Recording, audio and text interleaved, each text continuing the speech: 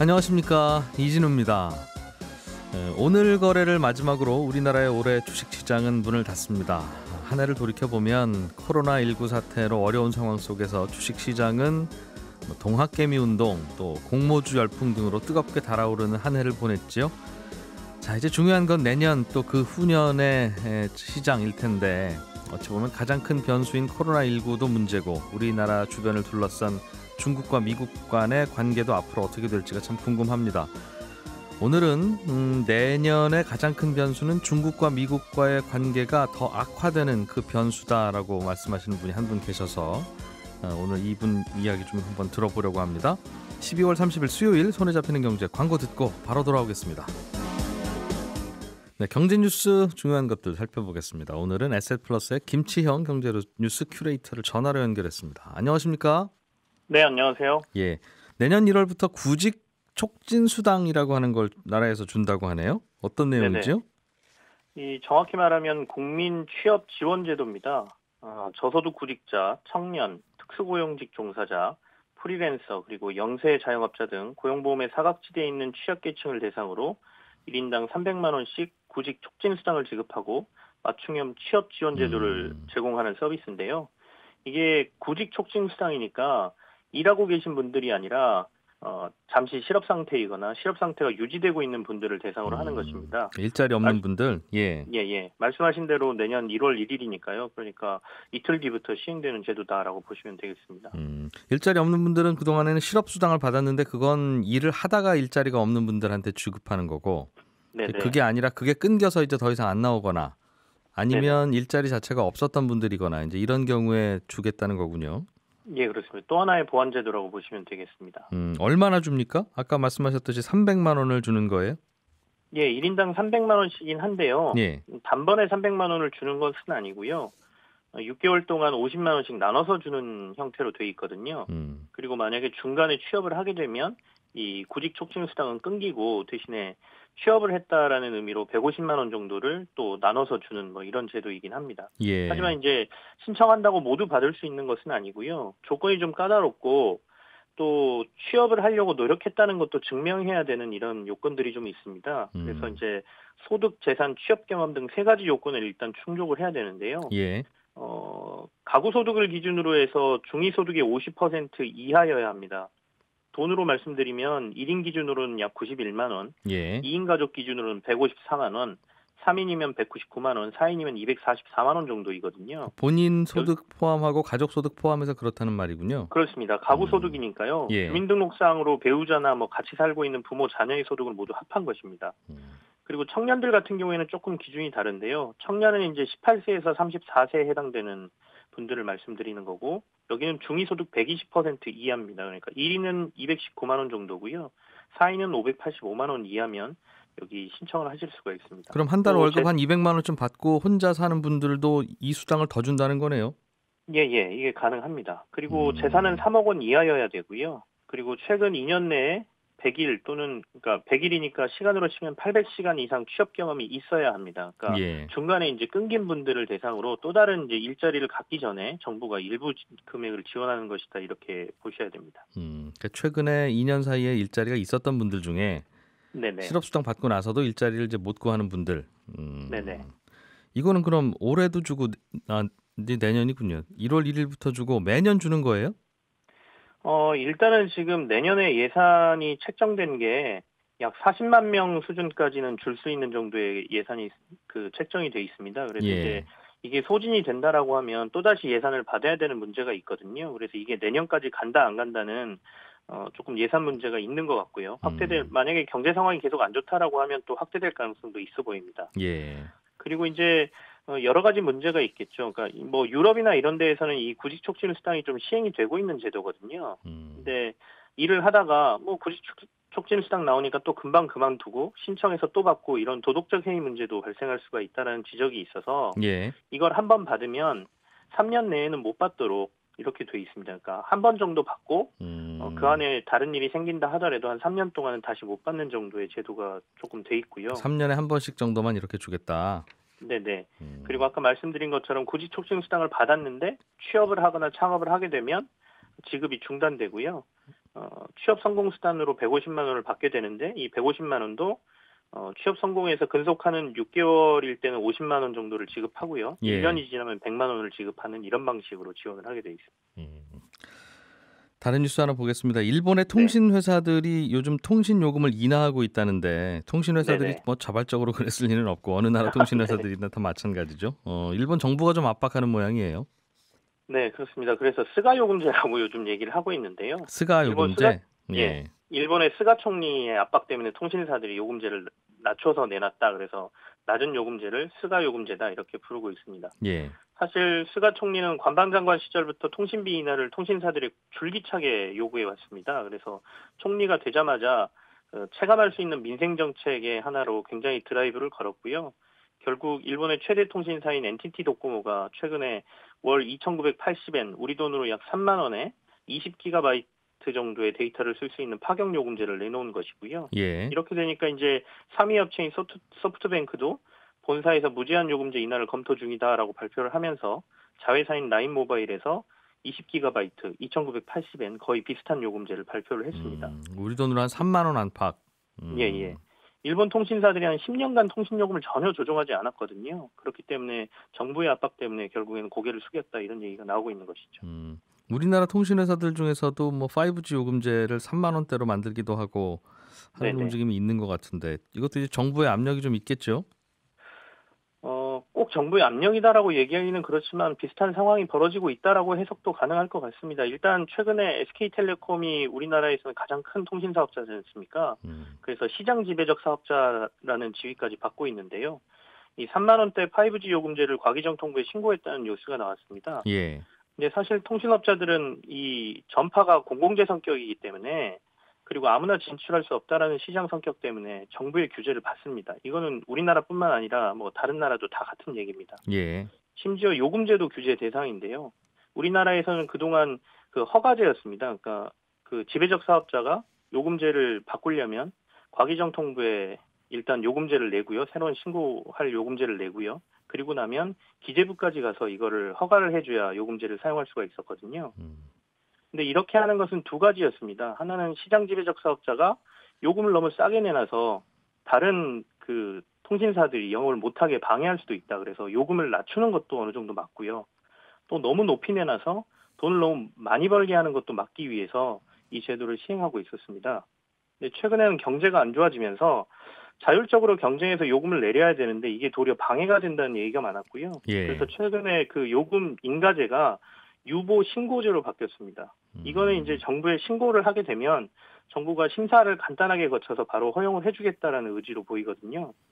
그래서 이 유보 신고제로 바뀐 다음에 시장 지배적 사업자인 SK텔레콤이 3만 원대 좀 싼 온라인 요금제를 지금 내놓겠다라고 신고를 한 것이고요.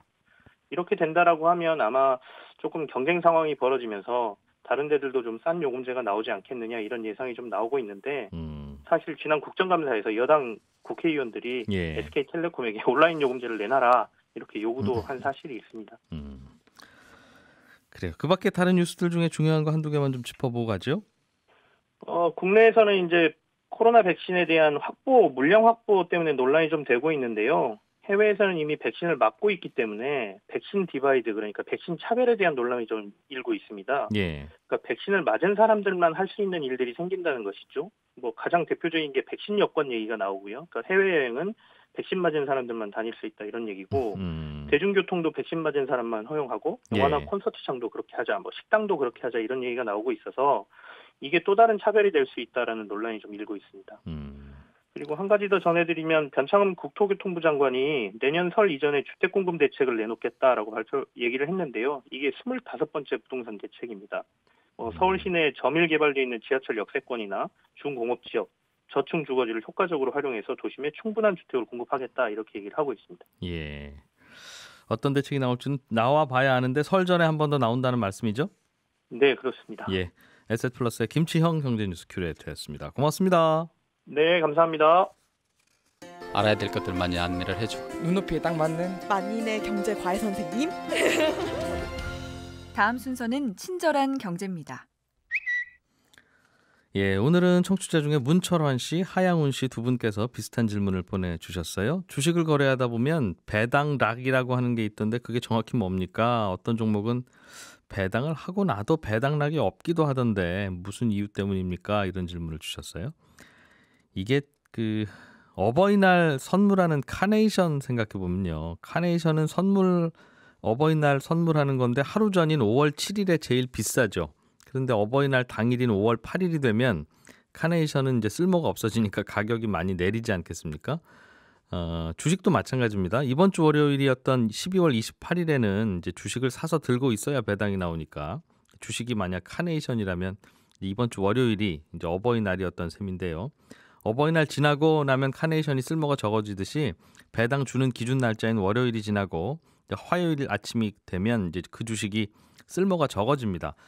그날부터는 갖고 있어도 배당이 안 나오니까 배당금만큼 이제 쓸모가 적어진 거고요. 그래서 배당 기준일 다음 날이 되면 에이, 어제 사서 갖고 있었으면 이 정도 배당 받았겠구나 하고 생각되는 예상되는 금액만큼은 이제 그 주식이 쓸모가 적어진 거니까 할인돼서 거래됩니다. 예를 들어서 어제 갖고 있었으면 500원의 배당을 받았을 주식이라면 이제 그 다음 날 아침에는 어제 주가보다는 500원 좀 싸게 거래되는 게 맞겠죠. 그게 바로 배당락입니다.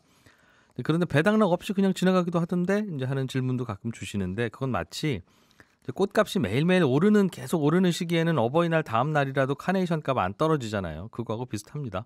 주가도 계속 오르는 시기에는 배당락이 있더라도 배당락이 존재는 했습니다만 그 다음 날 바로 또 주가가 올라버리면 배당락이 있었는지 없었는지 가늠이 안 되고 슬쩍 지나가는 거였죠. 예, 그런 구조입니다.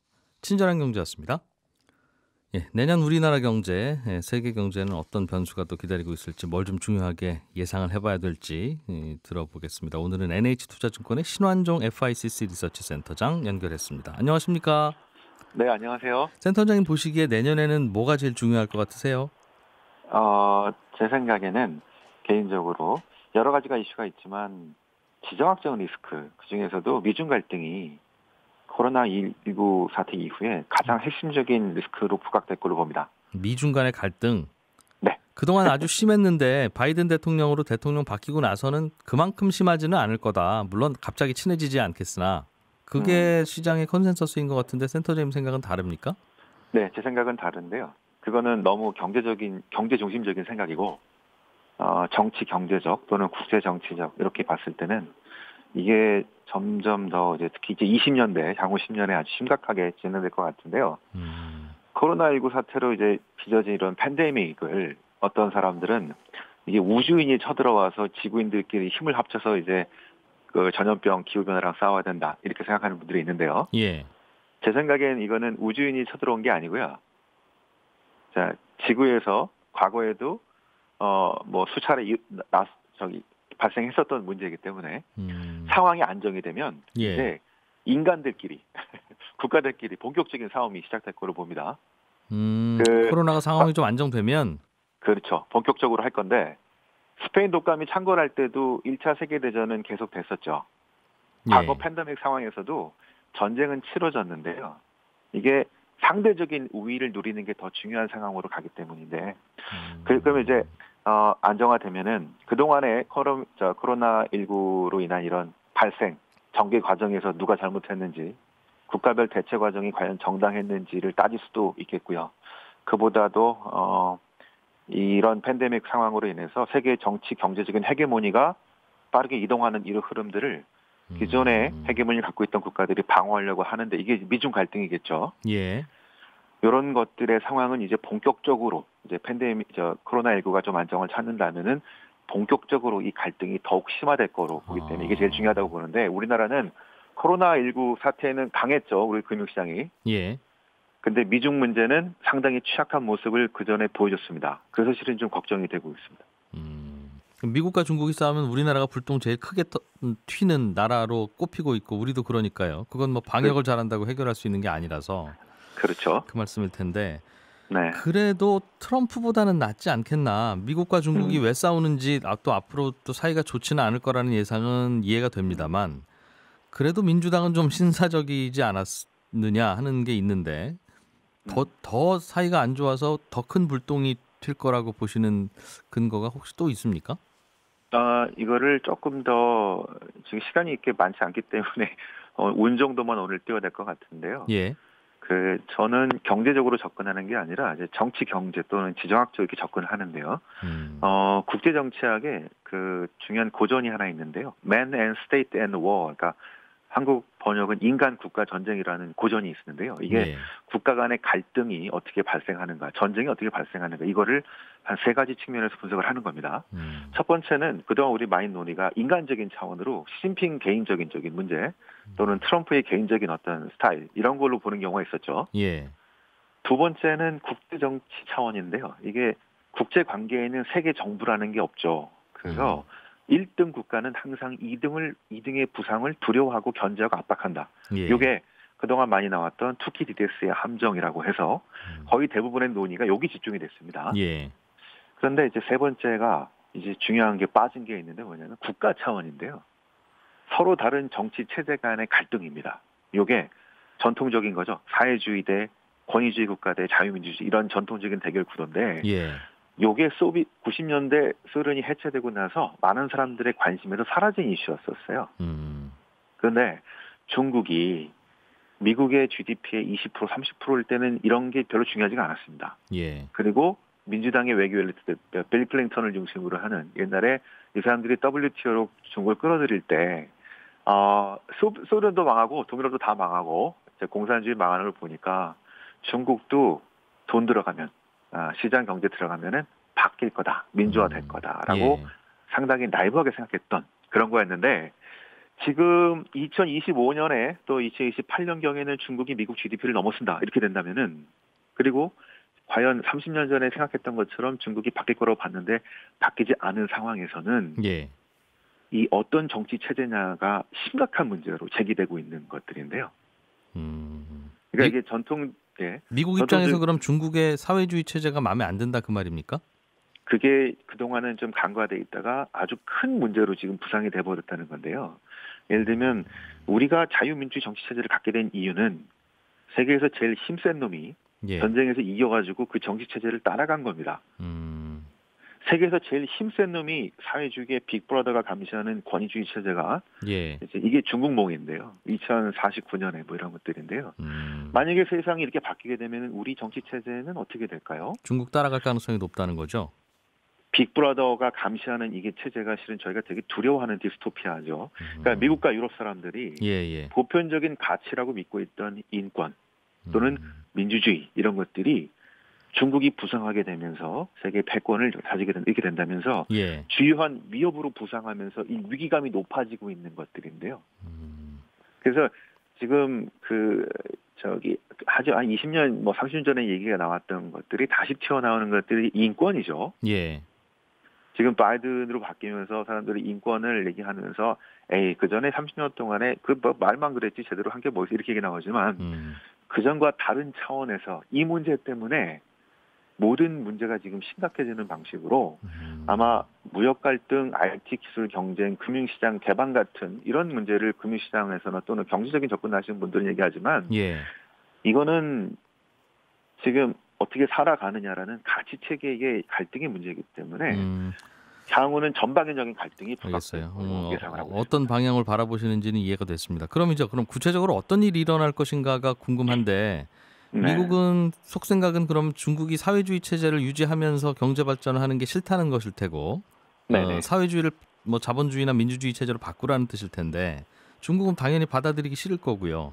그렇죠. 그러면 둘이 어떤 점에서 충돌을 하겠습니까? 어떤 걸 수단을 가지고 싸우게 될까요? 그동안에는 관세 전쟁을 해왔는데 무역 보복을 하고.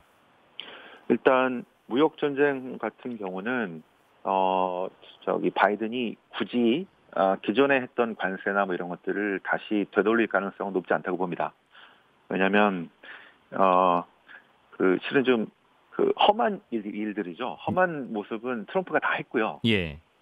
이거를 굳이 돌리는 게 아니라 유지만 해도 어느 정도 효과를 보일 수 있는 것들도 있겠고요. 예. 그러니까 이게 지금 무역 갈등이 관세 부과에서 그보다는 TPP를 새로 다시 만들면서 지금 RCEP으로 중심이 되는 아시아 중심의 중국이 예. 미국을 제외한 이런 구도가 아니라 이제 TPP 중심의 중국을 배제한 이런 글로벌 무역 질서를 만들려고 할 것 같고요. 예.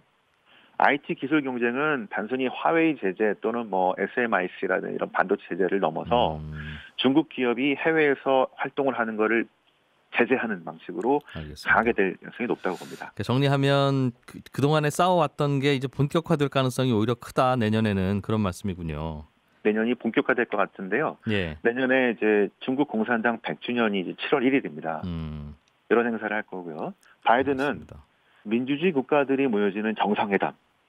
이게 아마 본격적인 이런 갈등의 상징적인 의미가 될 거라고 생각합니다. 그런 것들이 이제 좀 더 갈등을 부각시키는 그런 일이 벌어질 거다. 네. 보시네요. 알겠습니다. 고맙습니다. 네, 들어가십시오. 예, NH투자증권의 신환종 FICC 리서치 센터장이었고요. 저희는 곧 마무리하겠습니다. 울릉도, 독도, 정읍시, 순창군 지역에 지금 대설경보가 발효됐습니다. 이 지역에 계신 분들은 주의하셔야겠습니다. 손에 잡히는 경제는 내일 아침에 또 찾아올게요. 8시 30분입니다. 이진우였습니다. 고맙습니다.